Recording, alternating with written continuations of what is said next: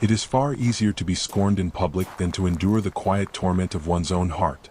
The grand ballroom of Ashbourne Manor shimmered with 1,000 points of golden light, each chandelier crystal trembling under the weight of its own brilliance. Mirrors lined the walls, reflecting a sea of noble ladies in gowns of emerald, sapphire, and crimson, their fans fluttering like the wings of restrained butterflies. Whispers, soft yet lethal, wound themselves through the crowd, coiling around the heroine as though eager to claim her for their amusement.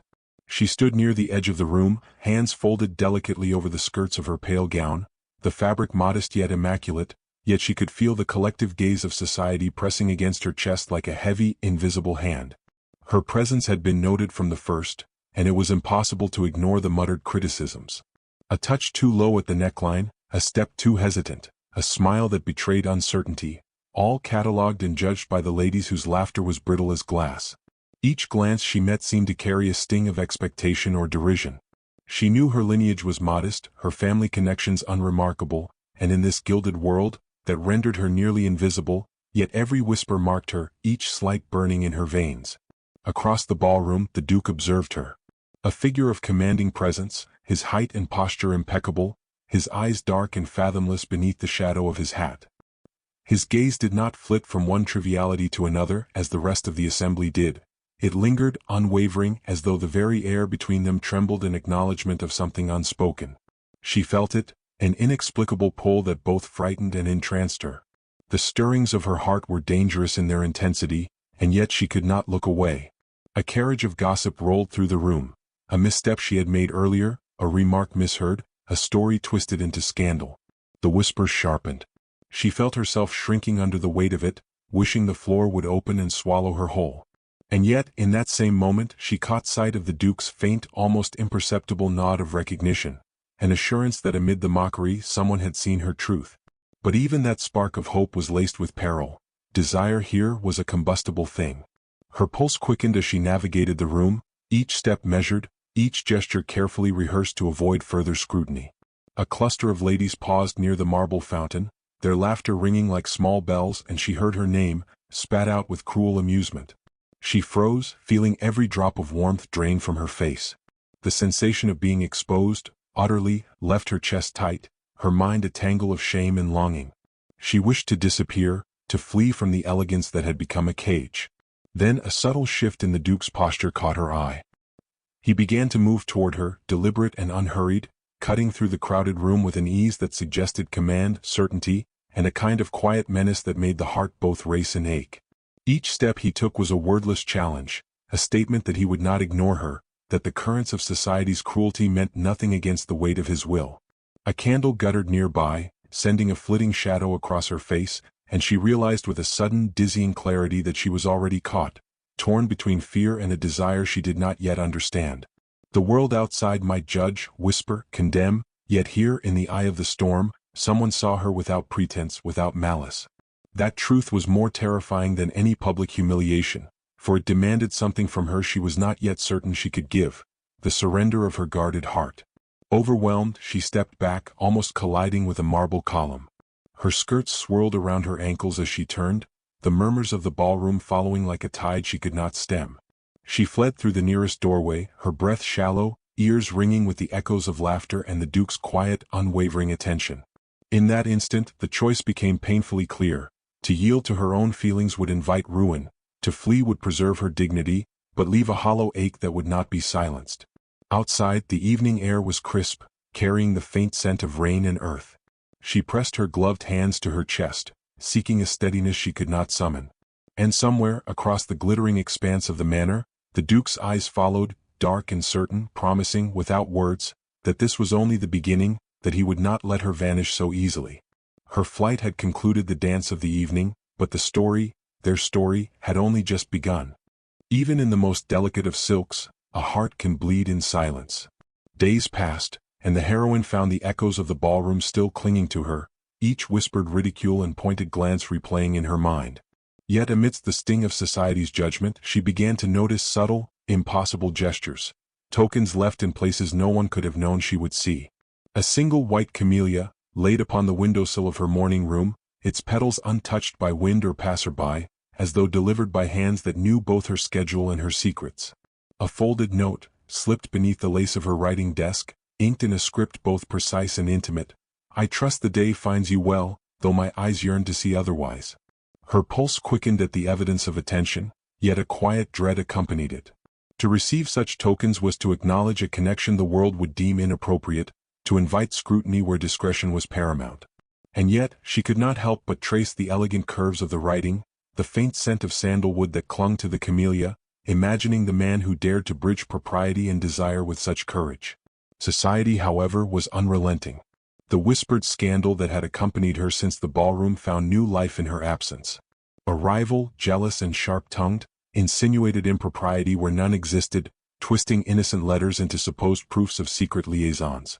Her name, once quietly remarked, now echoed in salons and drawing rooms with an edge of accusation. Every carriage ride, every stroll along the cobbled streets became a gauntlet, her dignity measured against the venomous delight of those who would see her falter. And yet the Duke persisted. No sooner had a rumor reached her than she would find another token, another letter, delivered with a precision that bordered on audacity. He appeared at the corners of her life, not with a flourish of grand declaration, but with small, deliberate proof of his regard. A scarf left draped over a garden bench, a carriage waiting in the rain to escort her safely home, each gesture a statement that society's whispers mattered little against the certainty of his intent. In the quiet of her chamber, she read and reread his words, her heart torn between fascination and fear. Even amidst the world's malice, you are seen. You are not alone. It was a comfort she could scarcely admit aloud, for to acknowledge it was to invite a vulnerability she had never known before. The dichotomy of her existence, the shame imposed by society and the allure of the Duke's quiet, unwavering devotion, gnawed at her with relentless persistence. A garden party offered its own theater of tension. The rival who sought her ruin appeared, prim and poised, eyes glinting with mischief. Every gesture, every murmur was calculated to unsettle her. Yet, at the edge of the terrace, the Duke's presence was a steadying force, his eyes dark and commanding as he observed both the rival and the heroine. A subtle nod, a slight inclination of his head, conveyed more than words ever could. He would not allow her to face this alone. The scandal reached its crescendo when a servant, distracted or misled, allowed a letter of his to fall openly at the rival's feet. The crowd's curiosity ignited instantly, questions murmured with veiled delight. Her cheeks burned, a blush of indignation and fear, yet beneath it all she recognized the audacity of the gesture. It was not reckless, exactly, it was a declaration, subtle but unmistakable, that he claimed her attention despite the risk of censure. She withdrew to a secluded alcove, the murmurs of the party spilling faintly through the lattice of carved wood. Heart racing, she clutched the letter to her chest, aware of the precariousness of her position. Desire, shame, and hope swirled in equal measure, each emotion a tide threatening to sweep her from caution to recklessness. And though she wished, desperately, to resist the pull of his presence, she knew in the marrow of her bones that the Duke's intent was relentless. By evening's end, the tokens had multiplied, a single glove left upon her favorite chair, a pressed flower tucked into the folds of her dress, a note that simply read, "I will find you if you flee." She understood then that this was no fleeting fancy, no casual intrigue. The Duke was patient, calculating, and unyielding, his regard a storm in miniature, pressing upon her from all directions. She retreated once more to the quiet of her chamber, yet the thought of his persistence would not leave her. The scandal, the whispers, the rival's sly satisfaction, all were eclipsed by the undeniable truth.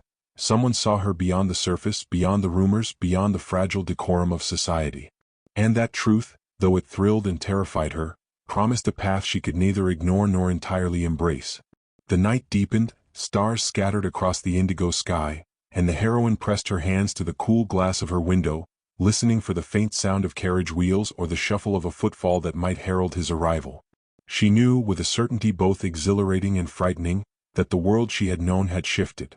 Tokens and scandal had drawn a line through her life, and on the other side of it waited a man who would not relent, whose pursuit of her heart was as inexorable as the rising of the sun. And in that fragile, shivering moment, she understood the quiet truth that would haunt her waking hours. To flee now would be to deny the stirrings of her own soul, yet to remain was to risk the full glare of society's unforgiving gaze. The tension hung there, taut and unbroken, leaving her poised between fear and the first fragile thrill of hope. I have sought you in silence, yet now I cannot breathe without confessing what has haunted me. The garden lay cloaked in twilight, the last vestiges of the sun casting a muted gold upon dew-dappled hedges and the delicate blossoms of spring. The heroine's footsteps crunched softly upon the gravel path, her heart a tumult of anticipation and dread. She had ventured here alone, seeking the solitude she thought necessary to marshal her thoughts, yet the knowledge of his possible presence made each step tremble with both fear and longing. He was there before she fully perceived him, leaning against the wrought iron trellis that framed a cluster of white roses. The Duke's coat, dark as midnight, seemed to drink in the fading light, his posture the very embodiment of restrained authority. His eyes, though, were fixed upon her with an intensity that made her pulse stutter, the air between them charged with unspoken truths. Neither spoke immediately. The world had fallen away, leaving only the tension of proximity and the unyielding weight of feeling. At last, he stepped forward, his voice low and measured, as though each word required courage equal to the gravity of the moment. You have evaded society's gaze but not mine. I have followed, not to impose, but to know you unshielded, unafraid. The heroine's chest tightened, a mixture of relief and apprehension pressing against her ribs. She wanted to flee, to retreat behind the walls of caution she had so carefully constructed, yet the depth of his gaze held her immobile. I do not understand why you persist, she whispered, her voice barely more than the rustle of leaves. I am scarcely worthy of such attention. The world will not forgive it, nor should it.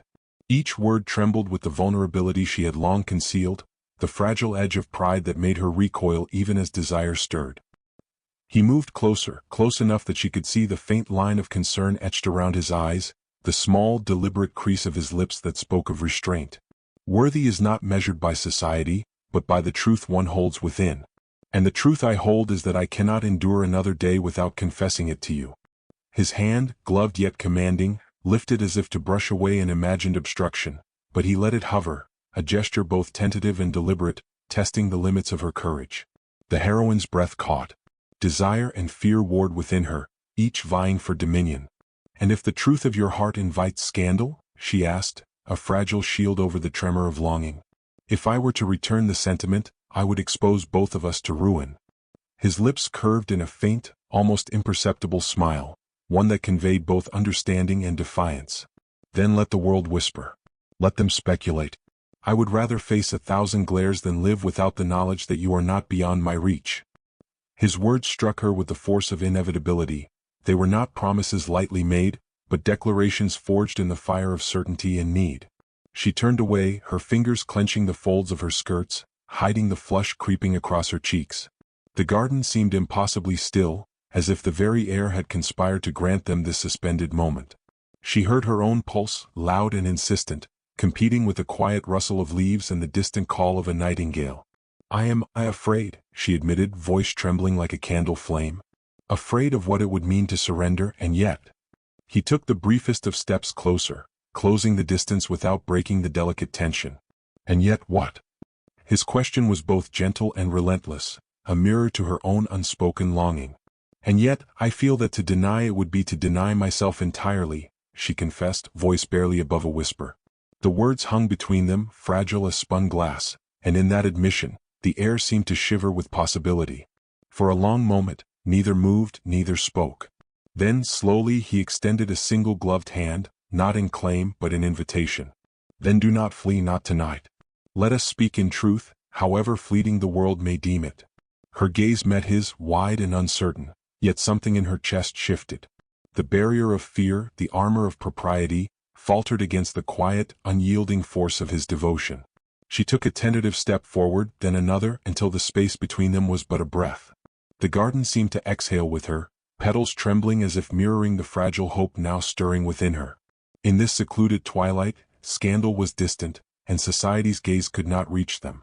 What remained was truth, raw and undeniable, and the trembling acknowledgement of hearts finally daring to speak. As they stood amidst the whisper of leaves and the faint scent of roses, the heroine realized that the choice had shifted.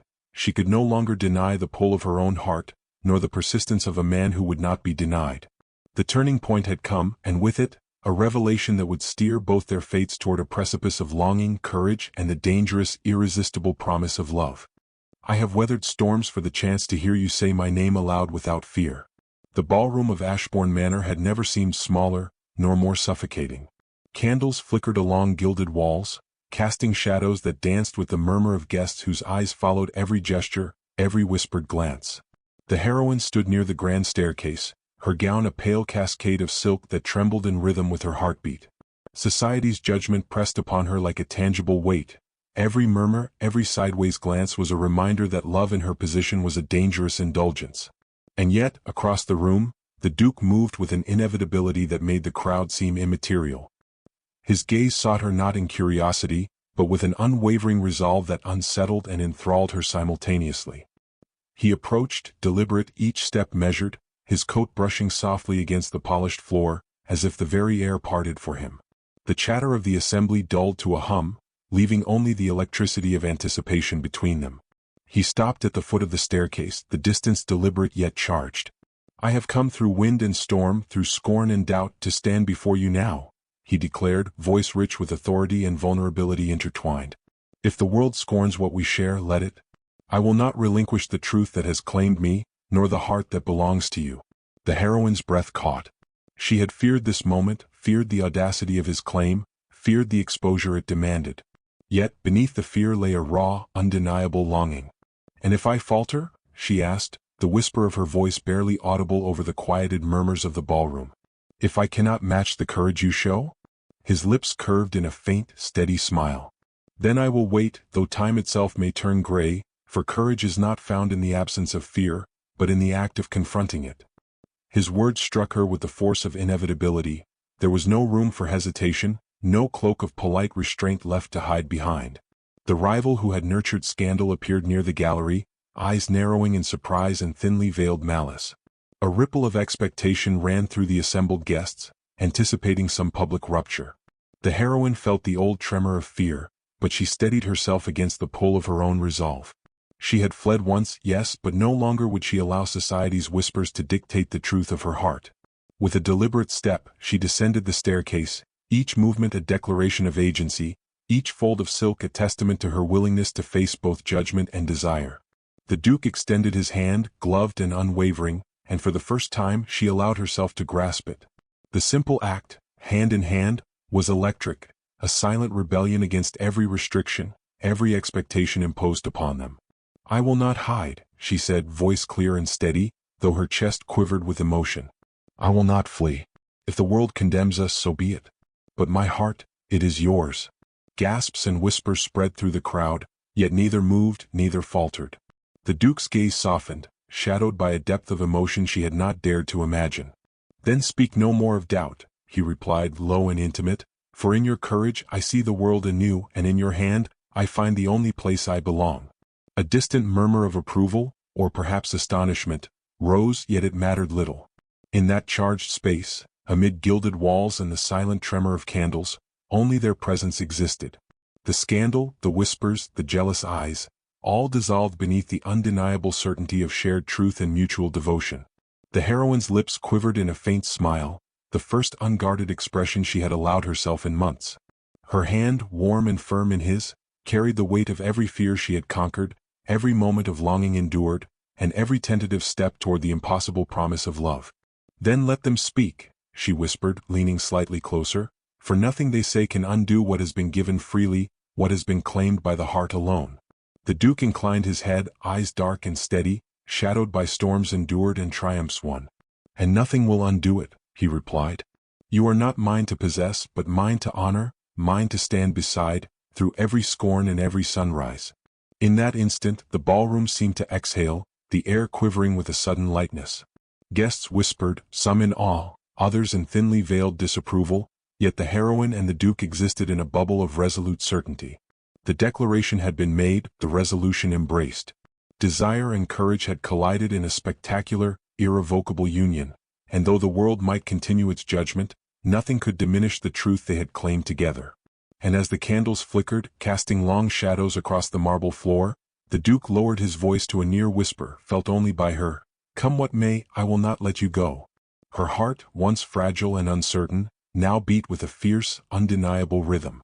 The declaration had ended, the resolution secured, yet the tension of the world beyond the gilded walls promised trials yet to come.